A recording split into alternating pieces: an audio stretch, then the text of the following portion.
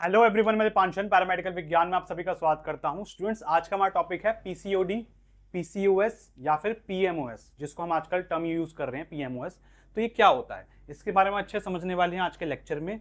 इसमें हम देखेंगे किन किन कारणों से होता है ये, आपका ये होता क्या है। सबसे पहले तो ये अच्छे समझने वाले हैं, इनकी पैथोफिजियोलॉजी जानेंगे कि किस वजह से किसी पेशेंट को पीसीओडी या पीसीओएस हो रहा है, वो देखेंगे। और हम देखेंगे इसका ट्रीटमेंट कि किस तरीके से इसको ट्रीट करा जाता है, कौन कौन से इसके लिए टेस्ट करे जाते हैं, कौन कौन से टेस्ट से हम डिस्टिंग्विश करेंगे कि हाँ पेशेंट को जो दिक्कत आ रही है वो पीसीओडी की वजह से ही है या फिर किसी और कारण की वजह से जो वुमेन है उनका मेंस्ट्रुअल साइकिल बिगड़ गई है या फिर कुछ और आपके एग रिलीज नहीं हो रहे, वो पीसीओडी की वजह से है या फिर किसी और वजह से है। ये सब चीज़ें हम आज के लेक्चर में अच्छे से समझने वाले हैं। तो स्टार्ट करते हैं। देखो, पीसीओडी, पीसीओएस और पीएमओएस, इन तीनों टर्म का पहले एक बार फुल फॉर्म जान लो आप कि ये होता क्या है। तो पीसीओएस का मतलब क्या होता है? Polycystic ovary syndrome. ठीक है, पॉलीसिस्टिक ओवरी सिंड्रोम। और पीसीओडी का मतलब क्या होता है? Polycystic ovary disease. अब डिसीज और सिंड्रोम में आपको फर्क अगर आपको नहीं पता मैं बता देता हूं। डिसीज क्या होता है? Disease is a specific medical condition, एक विशिष्ट तरीके की मेडिकल कंडीशन जिसमें आप किसी बीमारी को, उसका कारण क्या है वो आप पता लगा पाते हो, किसी बीमारी को आप अच्छे से आइडेंटिफाई कर पाते हो, उसको हम क्या बोलेंगे? डिसीज बोल देंगे। और सिंड्रोम क्या होता है? सिंड्रोम जो होता है ना, वो साइन और सिम्टम का कलेक्शन होता है। साइन हो गया, सिम्टम्स हो गया, यानी कि किसी बीमारी, कोई बीमारी हो गई है, उस बीमारी की वजह से पेशेंट को साइन और सिम्टम्स होंगे। ठीक है, साइन और सिम्टम जैसे कि कोई दिक्कत है, इन्फेक्शन हो गया तो पेशेंट को बुखार आएगा, ये इसका साइन हो गया। ठीक है, साइन और सिम्टम्स हो गए। तो संकेत क्या दे रहा है पेशेंट की बॉडी, क्या लक्षण हो रहे हैं उसकी बीमारी की वजह से, उन सबका कलेक्शन क्या कहलाएगा? आपका सिंड्रोम कहलाता है। तो ऐसे ही पीसीओडी और पीसीओएस, इन दोनों टर्म में दोनों फर्क है। ज्यादातर जो डॉक्टर टर्म यूज करते हैं वो क्या यूज करते हैं? पीसीओएस यूज करते हैं। पहले के टाइम पे पीसीओएस यूज करते थे। आजकल जो नई अपडेटेड कॉमन टर्म जो यूज कर रहे हैं हम, वो कौन सी यूज कर रहे हैं? वो हम यूज कर रहे हैं पीएमओएस। ठीक है, ये अपडेटेड टर्म है। पीएमओएस का मतलब क्या होता है? Poly endocrine, poly endocrine metabolic ovarian syndrome. अब बहुत सारे पेशेंट ना पहले के टाइम पे इससे समझते थे कि पेशेंट की ओवरी के अंदर गांठ सी हो गई है हमेशा, या फिर सिस्ट ही इकट्ठा हो रखा है। लेकिन हर एक केस में ऐसा नहीं होता है।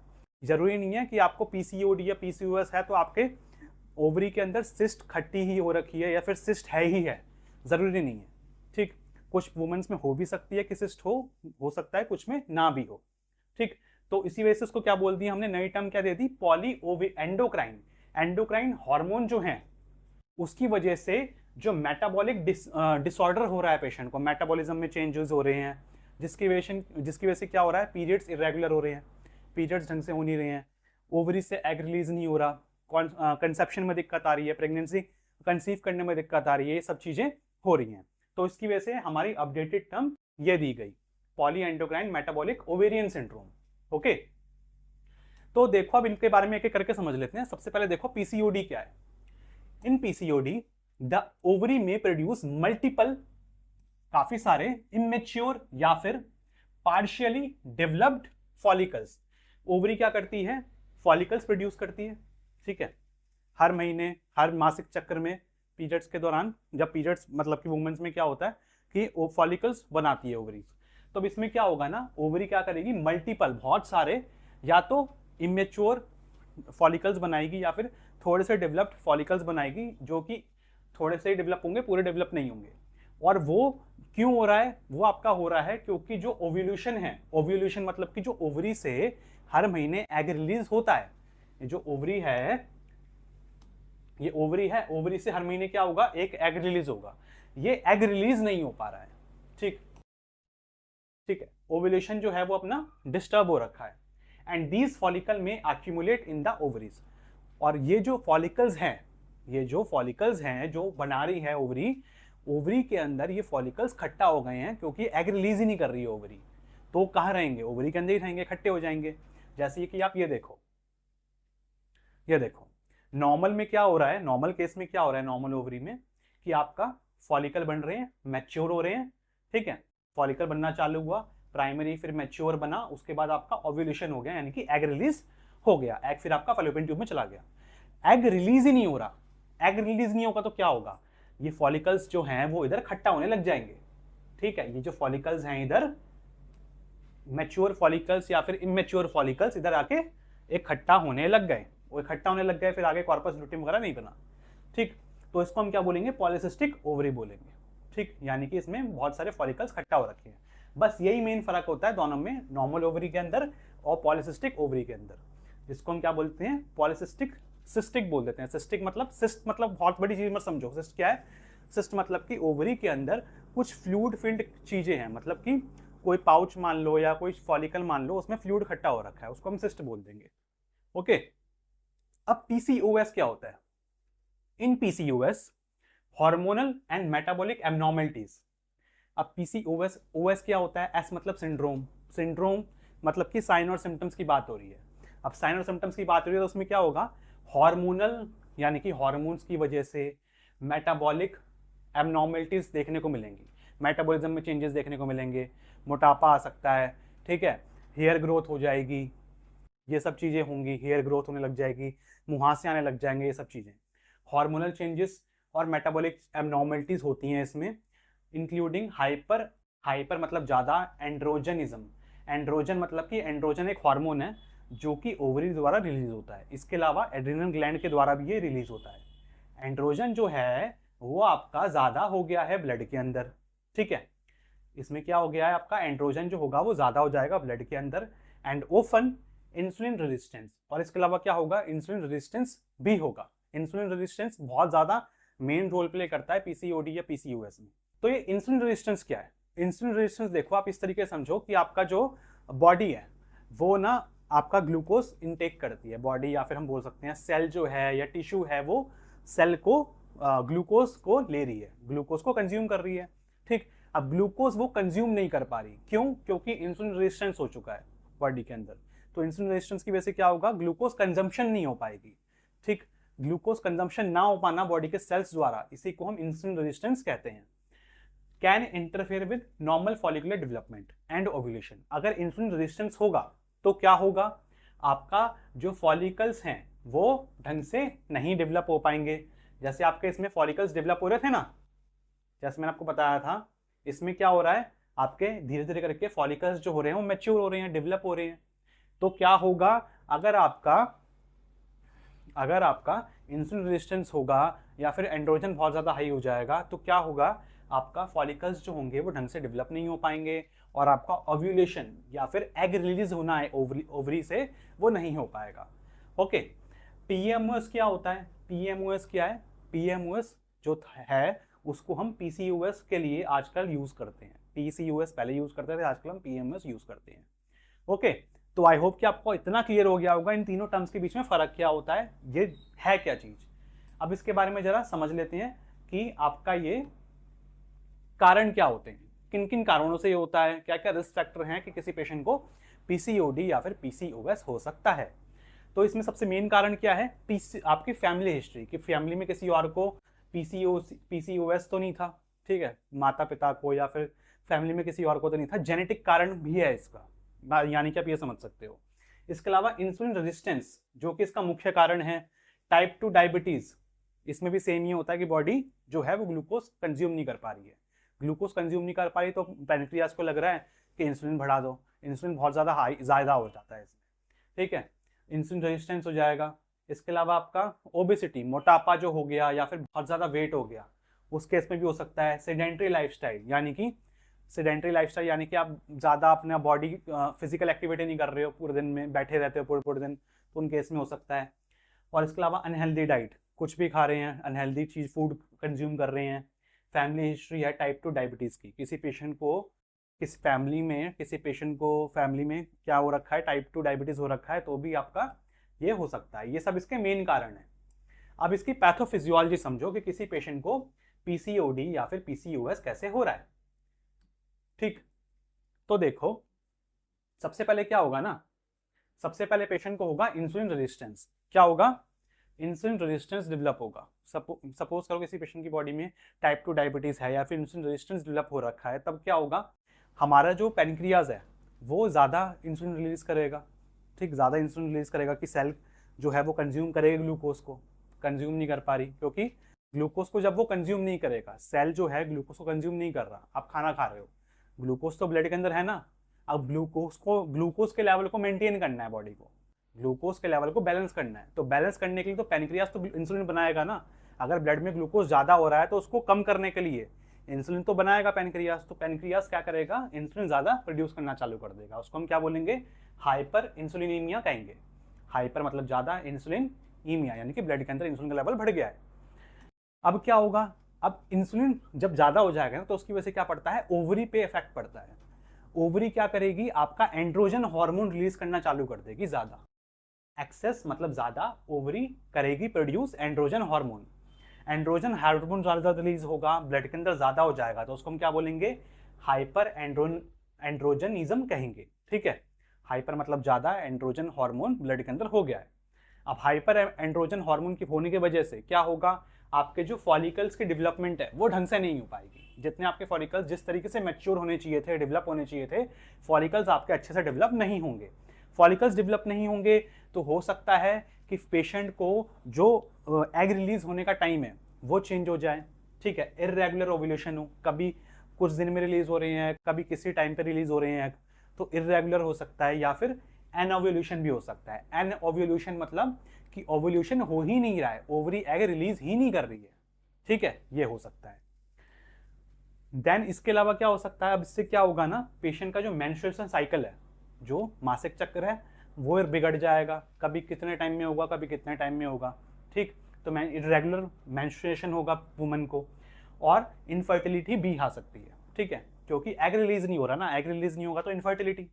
ठीक, और यही इसकी वजह से क्या होगा, पीसीओएस के साइन और सिम्टम्स वुमेन में देखने को मिलेंगे। तो साइन और सिम्टम्स देख लेते हैं हम, इतना समझ में आ गया होगा आई होप आपको। अब देखो साइन और सिम्टम्स क्या है इसके। साइन और सिम्टम्स में क्या है, सबसे मेन तो क्या है कि वुमेन्स का जो मेंस्ट्रुअल पीरियड है वो बिगड़ जाएगा। कभी पीरियड्स कभी होंगे, कभी कितने दिन में होंगे, कभी कितने दिन में होंगे। एनोवल्यूशन, एनोवल्यूशन का मतलब मैंने आपको बताया ही कि ओवरी जो है वो ढंग से एग रिलीज नहीं कर रही है जितने टाइम में उसको रिलीज करना चाहिए, या फिर कर ही नहीं रही है। ठीक, डिफिकल्टी इन कंसेप्शन या प्रेगनेंसी, वुमेन जो है उसको बेबी कंसीव करने में दिक्कत आ रही है। ठीक, हिर्शुरिज्म। ठीक, हिर्शुरिज्म क्या होता है कि वुमेन जो है उसके फेस पे, ठीक है, चिन पे देख सकते हो आप, फेस पे, चिन पे, चेस्ट पे, एब्डोमेन पे, पेट के एरिया में, इन सब जगह पे क्या हो रहा है, बाल निकल रहे हैं। ठीक है, बहुत ज़्यादा बाल निकल रहे हैं, ग्रोथ बहुत ज़्यादा हो रही है बालों की। क्यों हो रही है ये ग्रोथ ज़्यादा, क्यों बाल निकल रहे हैं, क्योंकि जो एंड्रोजन का लेवल है वो ज़्यादा हो गया है। Due to increased androgen activity, androgen का लेवल ज़्यादा हो गया है। ठीक है, क्योंकि ओवरी जो है वो ज़्यादा एंड्रोजन प्रोड्यूस कर रही है। ठीक है, क्यों प्रोड्यूस कर रही है, क्योंकि इंसुलिन ज़्यादा हो रखा है। एक्ने, एक्ने हो जाएगा, मुहासे निकलने लग जाएंगे वुमन को। स्काल्प हेयर थिनिंग और फीमेल पैटर्न हेयर लॉस, जो सर के बाल हैं वो बहुत पतले होने लग जाएंगे, या फिर गिरने भी लग जाएंगे, बाल झड़ने भी लग जाएंगे। ओके, तो ये सारे इसके साइन और सिम्टम्स देखने को मिलेंगे वुमेन्स के अंदर। अब एक टर्म आती है पीसीओएम। पीसीओएम एक और टर्म आती है, इसके बारे में समझ लेते हैं क्या होता है ये। पीसीओएम मतलब होता है पॉलीसिस्टिक ओवेरियन मॉर्फोलॉजी। ठीक है, polycystic ovarian morphology. Some women with PCOS may have enlarged ovaries with increased number of small follicles on ultrasound. कुछ वुमेन्स में क्या होता है, जिनको PCOS होता है ना, उनके जो ओवरीज हैं उनका, उसके अंदर क्या होगा ना, फॉलिकल्स का जो नंबर होगा, स्मॉल फॉलिकल्स का जो नंबर होगा वो ज़्यादा देखने को मिलेगा, या फिर वो बड़े साइज के देखने को मिलेंगे। जैसे आप इसमें देखोगे, मैंने एक आपकी ये भी लगा रखी है अल्ट्रासाउंड की रिपोर्ट में, ये देखो, ये देखो, एक तो ये नॉर्मल ओवरी है। ठीक, नॉर्मल ओवरी में ये आपके एग्स इस तरीके से आपको देखने को मिल रहे हैं, ये अपने एग्स हैं। ठीक है, ये फॉलिकल्स इस तरीके से डेवलप हो रहे हैं। ठीक, अब इसमें क्या है, आप देखोगे जो आपके फॉलिकल्स हैं वो मल्टीपल फॉलिकल्स आपको देखने को मिलेंगे। ठीक, ये मल्टीपल फॉलिकल्स हैं आपके। ओके, ये सारे मल्टीपल फॉलिकल्स हैं। तो ये काफ़ी सारे अलग अलग फॉलिकल्स आपको देखने को मिल रहे हैं, ज़्यादा नंबर में देखने को मिल सकते हैं, या फिर बड़े बड़े साइज के देखने को मिल सकते हैं। ओके, तो ये आपको देखने को मिलेगा किसमें, पीसीओएम इसको बोलते हैं, पॉलीसिस्टिक ओवेरियन मॉर्फोलॉजी की। मॉर्फोलॉजिकल क्या चेंजेस देखने को मिल रहे हैं आपको ओवरी के अंदर। These follicles are not true ovarian cyst. ये जो फॉलिकल्स होते हैं ना, ये ट्रूली सिस्ट नहीं कहेंगे इसको हम, कि ये प्रॉपरली सिस्ट ही है। ओके, चलो डायग्नोसिस पे आते हैं। अब हम देखेंगे कौन कौन से टेस्ट हम करते हैं कि किसी पेशेंट को पता करना है कि जो साइन और सिम्टम्स दिख रहे थे पेशेंट की बॉडी के अंदर, वुमन की बॉडी के अंदर, वो पीसीओडी की वजह से ही हैं या फिर किसी और कारण की वजह से है। तो साइन और सिम्टम्स सबसे पहले तो हम देखेंगे मेडिकल हिस्ट्री। मेडिकल हिस्ट्री में ये देखेंगे कि पेशेंट की जो पीरियड्स कैसे हो रखे हैं, ठीक है, पीरियड्स कितने कितने टाइम में हो रहे हैं वो जानेंगे। वेट चेंजेस, मोटापा तो नहीं आ रहा है, ठीक है, प्रेगनेंसी कंसीव करने में दिक्कत तो नहीं आ रही है। Physical examination assessment of body weight. Physical examination में बॉडी वेट चेक करेंगे पेशेंट का, बॉडी मेटाबॉलिक इंडेक्स चेक करेंगे, ठीक है, बेसल मेटाबॉलिक इंडेक्स, बीपी हो गया, मुहासे तो नहीं निकल रहे, हिर्सुरिज्म यानी कि बाल तो डेवलप ज़्यादा एक्सेस ग्रोथ तो नहीं है हेयर की, ठीक है, छाती पे, चिन पे, एब्डोमेन पे, इन एरिया पे बाल तो नहीं निकल रहे। साइन ऑफ इंसुलिन रेजिस्टेंस का तो कोई संकेत तो नहीं दिख रहा वुमन की बॉडी के अंदर। ये सब तो हो गए फिजिकल और मेडिकल एग्जामिनेशन। अब इसमें क्या, इसके बाद हम देखेंगे टेस्ट। तो टेस्ट में हम क्या करेंगे, hormonal test for androgen level, androgen को पता करने के लिए, क्योंकि ओवरी जब एंड्रोजन ज़्यादा रिलीज करेगी तभी आपका फॉलिकल में बिगड़ेगा, फॉलिकल्स आपका डेवलपमेंट बिगड़ेगा। तो एंड्रोजन चेक करने के लिए हम क्या करेंगे, टेस्टोस्टेरोन का चेक कर लेंगे, टेस्टोस्टेरोन हार्मोन चेक करेंगे, टोटल और फ्री। टेस्टोस्टेरोन हार्मोन क्या बताएगा कि एंड्रोजनिज्म है कि नहीं है, ठीक है, यानी कि एंड्रोजन जो है वो उसका लेवल ज़्यादा है कि नहीं है, वो इससे पता चल जाएगा। इसके अलावा हम और कौन सा टेस्ट करेंगे, DHEAS। DHEAS मतलब क्या होता है इसका, डिहाइड्रो एपी एंडोस्टेरोन सल्फेट, ठीक है, ये इसकी फुल फॉर्म है DHEAS की। When adrenal androgen excess in suspected, जब हमको लग रहा है कि किसी पेशेंट की बॉडी में एंड्रोजन का लेवल ज़्यादा है, तब ये भी आपका करा जाता है। इसके अलावा SHBG का मतलब क्या है, सेक्स हार्मोन बाइंडिंग ग्लोबुलिन। ये जो होता है ये भी आपका एंड्रोजन का लेवल बताता है। तो ये तीनों ही टेस्ट ना आपके किस लिए कर रहे हैं, हम एंड्रोजन का लेवल चेक करने के लिए कर रहे हैं। अब इसके अलावा देखो आप, test to exclude other causes, यानी कि आपका जो एंड्रोजन का लेवल बढ़ा हुआ है या फिर किसी पेशेंट की बॉडी में साइन और सिम्टम्स जो दिख रहे हैं पीसीओडी के, वो पीसीओडी की वजह से ही हैं या फिर किसी और कारण की वजह से हैं, ठीक। तो देखो इसमें हम कौन सा टेस्ट करेंगे, TSH। अगर थायराइड हार्मोन की दिक्कत होगी ना तो भी आपकी मेंस्ट्रुअल साइकिल बिगड़ जाएगी। प्रोलैक्टिन के केस में भी आपकी मेंस्ट्रुअल साइकिल बिगड़ जाएगी। और अगर एंड्रोजन का लेवल ज़्यादा आ रहा है, अगर आपका एंड्रोजन का लेवल ज़्यादा आ रहा है, इनसे आपको पता चलेगा एंड्रोजन ज़्यादा है, तो जो एंड्रोजन ज़्यादा है, एंड्रोजन हार्मोन ज़्यादा है, वो ओवरी की वजह से ज़्यादा है, ओवरी ज़्यादा एंड्रोजन प्रोड्यूस कर रही है, या फिर आपका एड्रिनल ग्लैंड प्रोड्यूस कर रहा है। जब आपका एड्रिनल हाइपरप्लेजिया होता है ना, तब आपका ये वाला जो हार्मोन है या ये वाला टेस्ट है आपका ये बढ़ जाता है। तो इस टेस्ट से हम इसको पता लगा लेते हैं। टेस्ट का नाम क्या है, 17-OHP, यानी कि 17 हाइड्रोक्सी प्रोजेस्टेरोन, ठीक है। 17 हाइड्रोक्सी प्रोजेस्टेरोन जो होता है वो आपका उस बढ़ा हुआ अगर आ रहा है, यानी कि आप ये समझ जाओ जो एंड्रोजन है, एंड्रोजन का लेवल जो बढ़ा हुआ आ रहा है वो आपका एड्रिनल हाइपरप्लेजिया की वजह से आ रहा है, एड्रिनल ग्लैंड की वजह से आ रहा है। तो ओवरी में दिक्कत नहीं है, वो एंड्रोजन जो बढ़ रहा है वो एड्रिनल ग्लैंड की वजह से बढ़ रहा है। एड्रिनल ग्लैंड जो हैं वो ज़्यादा काम कर रहे हैं, ज़्यादा हार्मोन प्रोड्यूस कर रहे हैं, ज़्यादा एंड्रोजन प्रोड्यूस कर रहे हैं, ओके। पेल्विक अल्ट्रासाउंड में be use to assess ovarian morphology. तो ओवेरी की मॉर्फोलॉजी देखते हैं, उसमें हम एंडोमेट्रियम की थिकनेस देखते हैं कि थिकनेस वगैरह कैसी है, वो सब इसमें चेक करते हैं पेल्विक अल्ट्रासाउंड में, ओके। तो ये सारे तो हम टेस्ट कर लेंगे। अब इसके अलावा देखो आप रॉटरडैम क्राइटेरिया। रॉटरडैम क्राइटेरिया क्या होता है, अब किसी पेशेंट को पीसीओडी है या पीसीओएस है या नहीं है, ये आप कैसे बोल दोगे, कंफर्म कैसे करोगे, अगर आपको इन तीनों में से अगर कोई दो चीज़ें पेशेंट की बॉडी में दिख रही हैं, किसी वुमन को इन तीनों में से कोई दो चीज़ हैं, तो यानी कि पीसीओडी का पेशेंट है वो, ओके। और इन तीनों में से अगर आपकी एक चीज़ दिख रही है बाकी दो चीज़ नहीं दिख रही, तो यानी कि वो पीसीओडी का पेशेंट नहीं है, ठीक। तो कम से कम दो चीज़ होना कंपलसरी है। In adult PCOS is generally diagnosed when at least 2 of the following 3 features are present after excluding other causes. तो इन तीनों में से एटलीस्ट दो चीज़ें प्रेजेंट होनी चाहिए। पहला क्या है, ओव्यूलेटरी डिसफंक्शन, यानी कि ओव्यूलेशन जो है वो बिगड़ा हुआ है, ठीक है, या तो इर्रेगुलर है या फिर ओव्यूलेशन हो ही नहीं रहा है, ठीक। ये कब पता चलेगा आपको, इर्रेगुलर साइकिल डिस्टर्ब होने से, ठीक। तो ओव्यूलेटरी डिसफंक्शन है। हाइपर एंड्रोनिज्म, यानी कि एंड्रोजन जो हार्मोन है वो ज़्यादा आ रहा है, ठीक, एंड्रोजन हार्मोन ज़्यादा आ रहा है। और तीसरा कारण क्या है, तीसरी चीज़ क्या है, पॉलिसिस्टिक ओवेरियन मॉर्फोलॉजी, कि आप अल्ट्रासाउंड कर रहे हो, अल्ट्रासाउंड करने में हमने देखा कि उसका जो वुमन है उसमें सिस्ट जो है वो काफ़ी ज़्यादा डेवलप हो रखी है, काफ़ी ज़्यादा हैं, या फिर बड़े बड़े सिस्ट हैं, तो वो आपको देखने को मिल रहा है, ठीक। तो अल्ट्रासाउंड में हमने देख लिया। तो इन तीनों में से अगर कोई दो चीज़ अगर प्रेजेंट है तो पेशेंट जो है वो पीसीओडी का पेशेंट है। ओके, चलो अब ट्रीटमेंट पे आते हैं। तो ट्रीटमेंट कैसे करते हैं, तो ट्रीटमेंट का जो मेन सिद्धांत है वो क्या है, the main goal of the treatment is to regulate menstrual cycle, कि मेंस्ट्रुअल साइकिल को हमको रेगुलेट करना है। Control androgen related symptom, androgen बढ़ने की वजह से पेशेंट को जो जो सिम्टम्स आ रहे हैं उसको कंट्रोल करना है। इंप्रूव मेटाबॉलिक हेल्थ, पेशेंट की मेटाबॉलिज्म का कंट्रोल करना है, मोटापा वगैरह हो रहा है तो उसको कंट्रोल करना है, ठीक है। और फर्टिलिटी प्रॉब्लम्स को मैनेज करना है। तो ये इसका मेन सिद्धांत होता है ट्रीटमेंट का। अब जो आपको मैं ट्रीटमेंट बता रहा हूँ वो अपने आप से कभी भी दवाइयाँ नहीं लेनी है, हमेशा डॉक्टर की सलाह से ही लेनी है। ये सिर्फ आपकी नॉलेज के लिए बता रहा हूँ मैं कि ट्रीटमेंट हम क्या क्या देते हैं, ओके, किस तरीके से ट्रीटमेंट होता है।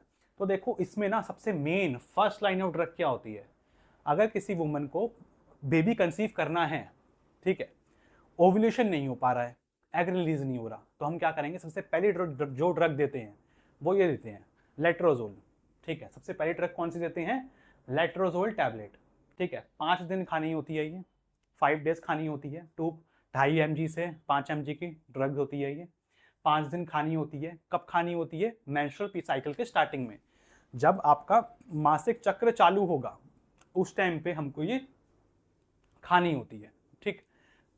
5 गोली होती है पर डे खानी होती है। ड्रग क्लास क्या है ये, एरोमेटेज इनहिबिटर, एरोमेटेज इनहिबिटर के अंदर आती है आपकी ये। किस तरीके से काम करती है, रिड्यूस एस्ट्रोजन प्रोडक्शन, जो ईस्ट्रोजन हार्मोन है उसका प्रोडक्शन कम करवाएगी। विच इंक्रीज एफएसएच सिक्रीशन, अब फॉलिकुलर स्टिमुलेटिंग हार्मोन जो है वो ज़्यादा प्रोड्यूस होगा, ठीक है। फॉलिकुलर स्टिमुलेटिंग हार्मोन जो है वो ज़्यादा प्रोड्यूस करवाएगी। फॉलिकल स्टिमुलेटिंग, फॉलिकल्स को स्टिमुलेट करेगी कि आप फॉलिकल्स प्रोड्यूस करो, and stimulate follicular development and ovulation, और क्या कराएगी, फॉलिकल्स का डेवलपमेंट करवाएगी और ओव्यूलेशन करवाएगी। जो एग रिलीज नहीं हो पा रहा है वो एग रिलीज करवाएगी, ताकि जो वुमन है वो बेबी कंसीव कर पाए। ओके, तो इस तरीके से काम करती है लेट्रोजोल। लेट्रोजोल के अलावा एक और ड्रग आती है आपकी, इसमें कौन सी चलती है, ये लेट्रोज के नाम से चलती है, ठीक है। अब इसके अलावा एक और ड्रग आती है क्लोमिफेन सिट्रेट, ठीक है। क्लोमिफेन जो होती है ये भी सेम तरीके की ड्रग है, ठीक है। लेट्रोजोल या फिर क्लोमिफेन ये भी सेम तरीके की ड्रग है।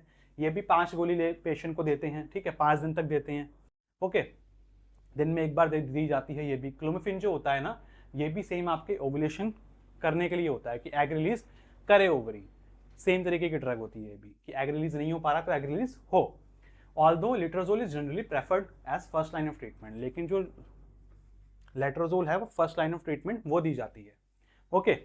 किस तरीके से काम करेगी ये आपकी क्लोमिफेन, किस तरीके से काम करेगी, blocks estrogen receptors at the hypothalamus, ये हाइपोथैलेमस पे ही ईस्ट्रोजन के रिसेप्टर्स को ब्लॉक कर देगी, तो ईस्ट्रोजन हार्मोन जो है वो प्रोड्यूस नहीं हो पाएगा, ठीक है। तो इसमें क्या था, इसमें भी ईस्ट्रोजन का रिडक्शन करवा रही थी, इसमें भी क्या होगा, ईस्ट्रोजन पे हमने काम कर दिया, ठीक है। और इसमें भी क्या था, आपका फॉलिकुलर स्टिमुलेटिंग हार्मोन जो था वो बढ़ा रहे थे, इसमें भी सेम है आपका फॉलिकुलर स्टिमुलेटिंग हार्मोन ये भी बढ़ाएंगे। एलएच सिक्रीशन बढ़ाएंगे, ल्यूटिनाइजिंग हार्मोन जो है इसको भी ज़्यादा प्रोड्यूस करवाएंगे, और आपका ओव्यूलेशन को ये प्रमोट करेगा कि एग रिलीज हो ओवरी से, ठीक है। तो ये दोनों ड्रग्स जो होती हैं वो मेन ड्रग्स होती हैं जो वुमेन्स बेबी कंसीव करना चाहती हैं, ठीक। अब किसी पेशेंट को अगर पीसीओडी या पीसीओएस हो रखा है लेकिन वो कंसीव करना नहीं चाहती है अभी, तो उस केस में क्या होगा, हम ये देते हैं कंबाइंड ओरल कॉन्ट्रासेप्टिव पिल्स, सीओसीपी, ये देते हैं। जैस्मिन के नाम से आती है ये, ठीक है। इसमें सॉल्ट क्या होता है, अपनी ड्रग कौन सी होती है, एथिनाइल इस्ट्रेडोल प्लस ड्रॉसप्रियोनिन, ठीक है, डॉसपाइरोनिन। तो ये ड्रग्स का जो कॉम्बिनेशन होता है वो इसमें इस्तेमाल होता है। ये क्या है, सीओसीपी है, कॉम्बाइंड और oral contraceptive pills are commonly used to regulate menstrual cycle. तो ये बेसिकली किस लिए दी जाती है, मेंस्ट्रुअल साइकिल जिन वुमेन की बिगड़ी हुई है उसको रेगुलेट करने के लिए दी जाती है। ये क्या करेगी, एंड्रोजन रिलेटेड सिम्टम्स को भी कम करेगी, एंड्रोजन बढ़ने की वजह से जो सिम्टम्स आए थे वुमेन के अंदर उन सबको भी कम करेगी, ठीक है। उन पेशेंट को दी जाएगी जो कि प्रेगनेंसी कंसीव नहीं करना चाहती। ओके, टिपिकली इसकी डोज कितनी होती है, दिन में एक बार लेनी होती है, 21 दिन तक खानी होती है ये, ठीक है। फिर 7 दिन का गैप, फिर 21 दिन बाद दोबारा, ठीक। इस तरीके से हर महीने ये चलती है, ठीक है। मैकेनिज्म क्या है, suppress ovarian androgen production. Ovary जो एंड्रोजन प्रोड्यूस कर रही थी, एंड्रोजन कम करवाएगी, ठीक है, उसको कम प्रोड्यूस करने को बोलेगी। And increase एसएचबीजी। एसएचबीजी मतलब क्या था, सेक्स हार्मोन बाइंडिंग ग्लोबुलिन, उसको ये बढ़ा देगी, thereby reducing free androgen level. तो इससे क्या होगा, आपका जो एंड्रोजन लेवल है वो कम हो जाएगा बॉडी के अंदर। ओके, तो इस तरीके से काम करेगी ये। इसके अलावा अगर किसी पेशेंट में इंसुलिन रेजिस्टेंस है या फिर डायबिटिक पेशेंट है, डायबिटीज टाइप 2, तो उस पेशेंट को क्या देंगे हम, मेटफॉर्मिन देते हैं। मेटफॉर्मिन, इसमें आपका ब्रांड दे रखा है मैंने आपका ग्लाइकोमेट। मेटफॉर्मिन की डोज आपकी वही होती है 500 mg दिन में एक बार या 2 बार खाना खाने के बाद, ठीक है। ड्रग क्लास क्या होती है, बाइगोनाइट्स के अंदर आती हैं ये। मैकेनिज्म क्या है, इंसुलिन सेंसिटिविटी को बढ़ाएगी, ठीक है, इंप्रूव करेगी इंसुलिन सेंसिटिविटी को, कि सेल जो है इंसुलिन सेंसिटिव हो जाएं और ग्लूकोज को इनटेक कर लें। रिड्यूस हेपेटिक ग्लूकोज प्रोडक्शन, और ग्लूकोज का प्रोडक्शन जो है उसको भी ये कम करवाएगी। ओके, तो इस तरीके से काम करती है आपकी मेटफॉर्मिन। इसके अलावा स्पाइरोनोलैक्टोन, ये ड्रग भी देते हैं। स्पाइरोनोलैक्टोन जो होती है, ठीक, वो आपकी एंटी एंड्रोजन ड्रग है। एंटी एंड्रोजन ड्रग या फिर पोटेशियम स्पेरिंग डायूरेटिक। डायूरेटिक मतलब कि यूरिन पास करवाएगी, पोटेशियम स्पेरिंग मतलब पोटेशियम का रिटेंशन करवाएगी, यानी कि पोटेशियम जो है वो ब्लड के अंदर रहेगा, ठीक है, बाकी यूरिन में पोटेशियम हमारा नहीं निकलेगा। ऐसी टाइप की ड्रग होती है। एंटी एंड्रोजन, एंड्रोजन हार्मोन के खिलाफ काम करती है ये, ठीक है। तो एंड्रोजन ही बढ़ता है हमारा, तो उसके केस में हम डायरेक्टली ये देते हैं। डोज कितनी होती है इसकी, 50 से 100 mg दिन में एक बार। मैकेनिज्म क्या है, block androgen receptors and reduce androgen effect on hair follicles on skin and skin पे, हेयर फॉलिकल पे जो हेयर रिलीज ज़्यादा डेवलप हो रही है, एक्सेस ग्रोथ हो रही है, उसको भी ये कम करवाएगा। एंड्रोजन रिसेप्टर्स को ये ब्लॉक करेगा।